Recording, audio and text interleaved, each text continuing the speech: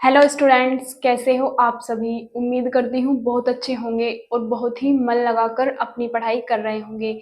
मैं प्रिया स्वागत करती हूँ आपका आपके यूट्यूब चैनल प्री 10 क्लासेस में, जहाँ पर आज हम पढ़ रहे हैं क्लास 10th का साइंस का चैप्टर नंबर 13 चल रहा है। हमारा चैप्टर का नाम है हमारा पर्यावरण और आज इस चैप्टर की पार्ट नंबर 2 मतलब दूसरी ही वीडियो है इस चैप्टर की। इससे पहले मैंने आपको इस चैप्टर की एक वीडियो करा दी है। अगर आपने उस वीडियो को नहीं देखा है तो प्लीज उस वीडियो को भी जरूर देख लीजिए। और मैं आपको बार बार बताती हूँ, जो भी चैप्टर पढ़ते हो शुरू से पढ़िए और नोट्स अपने जरूर बनाइए। बिना लिखे आपको कुछ भी समझ नहीं आएगा। ये जो मैं आपको नोट्स दे रही हूँ बहुत ईजी लैंग्वेज में दे रही हूँ, बहुत ही हल्के, मतलब आपको साथ साथ भी याद हो सकते हैं। जब मैं आपको सिखा रही हूँ तो आप साथ साथ भी उन्हें याद कर सकते हैं। एक बार पढ़ोगे बाद में एकदम याद हो जाएंगे। वीडियो को केवल आपको एक ही बार देखना है, बार बार वीडियो नहीं देखी जाती। वीडियो देखो फिर उससे नोट्स बनाओ।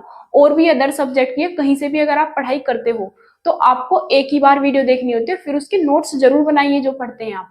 अगर आपने कुछ भी चीज पढ़ाया और उसके नोट्स नहीं बनाए तो आपको उसको आधे से ज्यादा तो दिमाग से निकल जाएगा, 20% ही आपके दिमाग में रह पाएगा। तो उसके लिए हम वो बनाते हैं नोट्स। तो पेपर आते हैं, टेस्ट आते हैं, अपना नोटबुक को खोलो, बार बार वीडियो देखने की कोई आवश्यकता नहीं होती। जो कुछ कठिन है टॉपिक उसकी आप वीडियो दोबारा जरूर देख सकते हो, लेकिन फिर भी नोट्स अपने खोल के अपने सामने जरूर रख लेने चाहिए। तो मैं आपको बार बार बताती हूँ, अपने नोट्स भी जरूर बनाइए। तो अब हम शुरू करते हैं। आज हम क्या पढ़ने वाले हैं, पारिस्थितिकी तंत्र के घटक। जैसे कि मैंने आपको पारिस्थिति में क्या पाया जाता है, पारितंत्र। तो अब हम इसके घटक पढ़ेंगे किस तरीके से होते हैं। पारितंत्र के विभिन्न घटकों को दो प्रमुख समूह में बांटा गया है। पारिस्थिति में क्या होता है, पारितंत्र। तो जो हमारा पारितंत्र होता है मतलब इकोसिस्टम, क्या होता है ये, इकोसिस्टम के विभिन्न घटकों को दो समूह में बांटा गया है। कितने समूह में बांटा गया है, दो। नंबर फर्स्ट तो है हमारा अजैविक घटक और नंबर सेकंड आएगा, मतलब ये तो है अजैविक घटक, नंबर सेकंड आएगा जैविक घटक। तो अजैविक घटक के भी अपने आप में 3 प्रकार होते हैं, इनके तीनों प्रकार को पढ़ेंगे। तो हमारे क्या होते हैं अजैविक घटक, किसी भी पारितंत्र के अजैविक घटक, जो भी उस पारितंत्र के अजैविक घटक होते हैं, अजैविक घटक उस पारितंत्र के जैविक घटकों के प्रकार व विसरण का निर्वाहन करते हैं।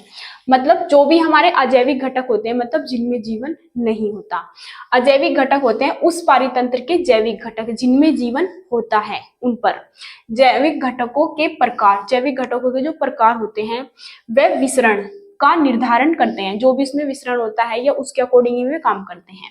और ये अपने आप में कितने प्रकार के होते हैं, 3 प्रकार के होते हैं। नंबर फर्स्ट क्या होता है हमारा जलवायुगत कारक। जलवायुगत कारक क्या होते हैं, जलवायुगत कारकों में जल एक तो आता है, जल आता है, तापमान आता है, प्रकाश आता है, आर्द्रता, पवन आदि। और सब कैसे घटक है, ये हमारे अजैविक घटक है। अजैविक घटक क्यों है, इनमें जान नहीं होती। प्रकाश में जान तो नहीं होती ना, ना ही जो हमारा ये दिया हुआ है जल, जल में जान होती है, ना ही तापमान में जान होती है। तो इसलिए कैसे घटक है हमारे, ये हमारे अजैविक घटक है। अजैविक घटक के भी कौन से प्रकार में से है, जल वायुगत, मतलब जल और वायु, हवा, मतलब ये सब चीज आती है इसमें, जल वायुगत कारक आते हैं।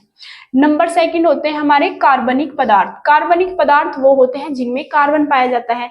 और कैसे घटक है, अजैविक घटक है, मतलब उनमें जीवन तो ना हो लेकिन उनके अंदर कार्बन जरूर हो, तो कार्बनिक पदार्थ कहलाते हैं।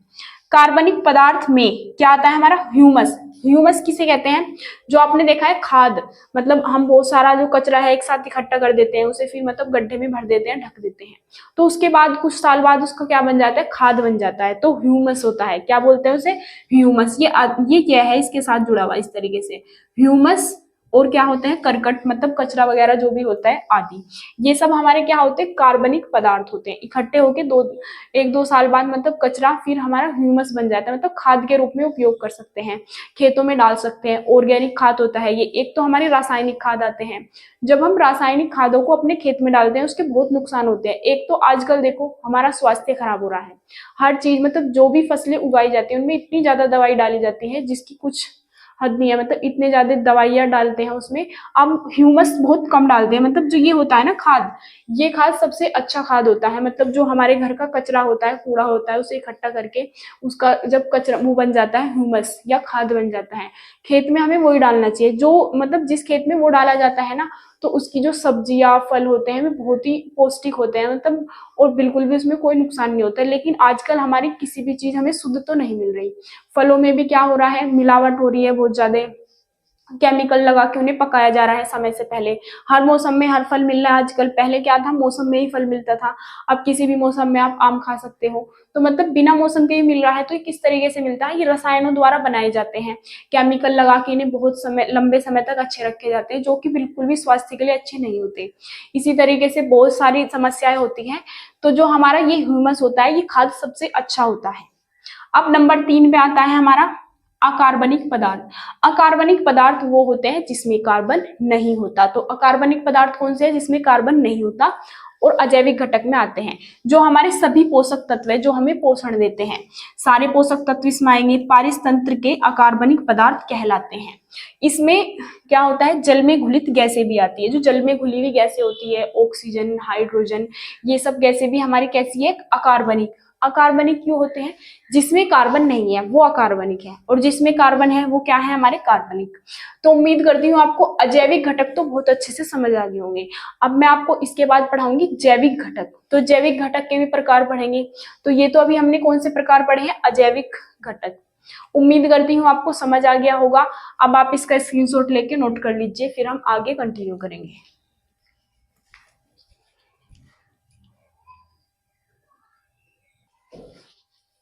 अब हम आगे कंटिन्यू करते हैं, आगे देखते हैं हम जैविक घटक। जैविक घटक क्या होते हैं, जिनमें जीवन होता है।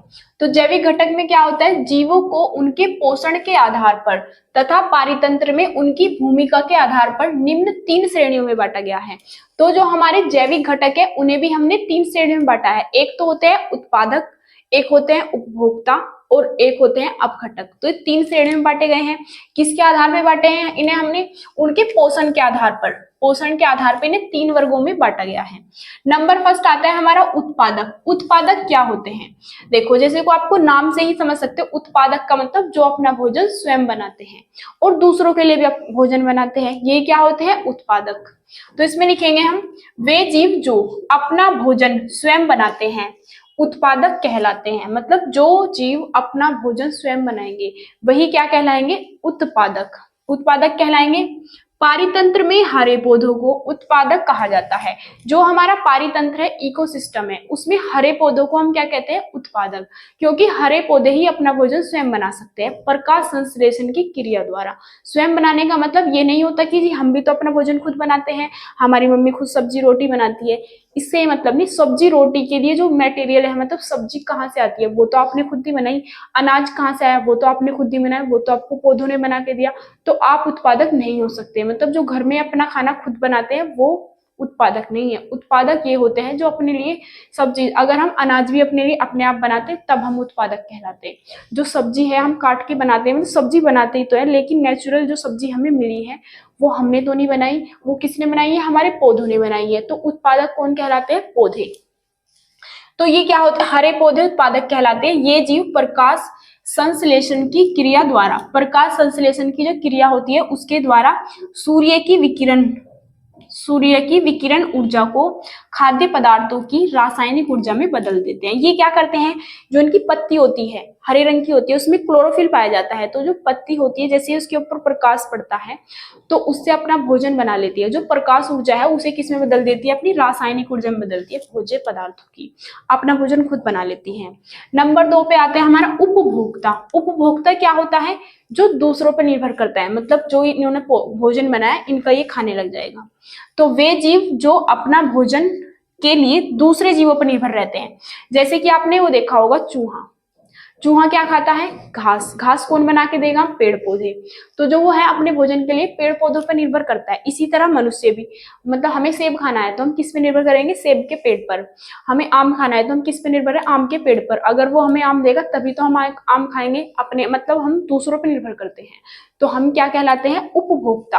आपने देखा होगा जो बिल्ली है, बिल्ली क्या खाती है, चूहा। तो वो किस पे निर्भर कर रही है, चूहे पर। अपने भोजन के लिए दूसरे जीव पर निर्भर कर रही है, अपना भोजन स्वयं नहीं बना सकती, इसलिए क्या होते हैं हमारे उपभोक्ता। लेकिन जो हमारे उपभोक्ता होते हैं ये निम्न श्रेणियों में बांटे जाते हैं। जैसे कि प्रथम उपभोक्ता की श्रेणी, द्वितीय उपभोक्ता की श्रेणी, तृतीय उपभोक्ता की श्रेणी और शीर्ष उपभोक्ता की श्रेणी। इस तरीके से इन्हें कैटेगराइज कर सकते हैं। प्रथम उपभोक्ता की श्रेणी वो होते हैं जो केवल उत्पादक पर निर्भर करते हैं।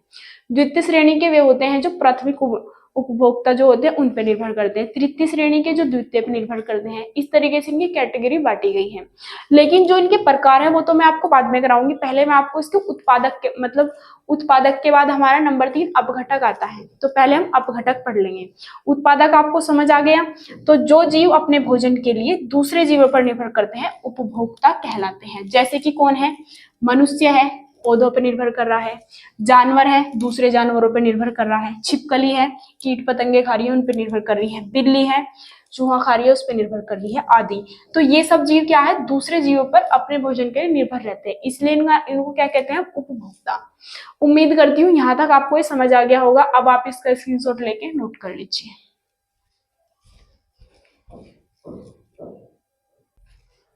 अब हम पढ़ते हैं नंबर 3। नंबर 3 में क्या आता है हमारा, अपघटक। अपघटक क्या होता है, जैसे कि हम उत्पादक पढ़ चुके हैं, उपभोक्ता पढ़ चुके हैं, अब आते हैं अपघटक। अपघटक क्या होते हैं, ये मृत जीवों से अपना भोजन बनाते हैं, मतलब जो सड़े गले जीव होते हैं उनसे अपना भोजन बना लेते हैं, तो ये क्या कहलाते हैं, हमारे अपघटक। तो अपघटक भी एक प्रकार का क्या कहलाता है, उपभोक्ता ही कहलाता है, क्योंकि अपना भोजन स्वयं तो बनाता नहीं, मृत जीवों से प्राप्त करता है, कहलाता तो ये भी उपभोक्ता है, लेकिन ये अलग क्यों है उपभोक्ता से, इसे समझिए। जो मृत कार्बनिक पदार्थों से अपना भोजन प्राप्त करते हैं, क्योंकि अपने मृत कार्बनिक पदार्थों से अपना भोजन बनाते हैं, इसलिए इसको हमने अलग कैटेगराइज में बांट दिया है, अपघटक कह दिया है।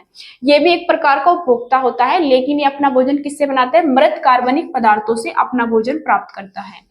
अब आता है किसी भी पारितंत्र में, कोई भी हमारा इकोसिस्टम है उसमें अपघटक का विशेष महत्व होता है, बहुत ही ज्यादा महत्व है अपघटक का।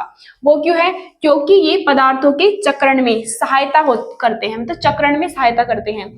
जीव जैसे कि कोई मर जाएगा, उसे सड़ा गला के उसे मतलब फिर उसमें कार्बनिक उसमें बदल देगा, अपना भोजन प्राप्त कर लेगा, तो वो जो है ना उसको मृत जीव अगर ऐसे ही मिट्टी में दाब देते हम उसे, मतलब अपघटक ना चबाते तो वो ऐसे ही रहता। लेकिन ये क्या करते हैं अपघटक, जैसे कि कोई मनुष्य मृत्यु हो जाती है उसे दफना देते हैं, तो उसके बाद उसमें क्या होता है, उसे मतलब मिट्टी में अंदर उसे खा लिया जाता है, तो कौन खाते हैं उसे, अपघटक खाते हैं। तो वहां पे फिर मनुष्य की बॉडी नहीं बचती है, कोई भी जीव मर जाता है तो उसे वो चबा लेते हैं हम, तो सड़ा गला के उसको, तो वही अपघटक अपघटित कर देते हैं उसे, तो मनुष्य चक्रण में बहुत सहायता करता है ये मृत पादपों, मृत पादप होते हैं मृत पौधे, व मृत जंतुओं, मृत जंतु मतलब कुत्ता, गाय, भैंस, बिल्ली, मनुष्य, ये सब मृत जंतु में है। में आदि जंतुओं में जटिल पदार्थों व मृत जंतुओं में जटिल पदार्थों को, ये 2 बार लिखा गया शायद, मृत जंतुओं में जटिल पदार्थों, इसे मत लिखना, जटिल